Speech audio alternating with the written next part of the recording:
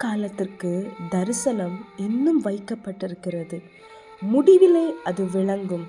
அது பொய் சொல்லாது. அது தாமதித்தாலும் அதற்கு காத்திரு. அது நிச்சயமாய் வரும். அது தாமதிப்பதில்லை. பல வருஷமா சில நன்மைகளுக்காக நீங்க காத்து கொண்டிருக்கலாம். ஆனா இந்த நாட்கள்ல ஒரு சோர்வு உங்களுக்குள்ள வந்திருக்கு. இன்னைக்கு அந்த சோர்வை கர்த்தர் உங்களை விட்டு மாற்றுகிறார். உங்களுக்காக ஒரு நாள் வைக்கப்பட்டிருக்கிறதுங்க.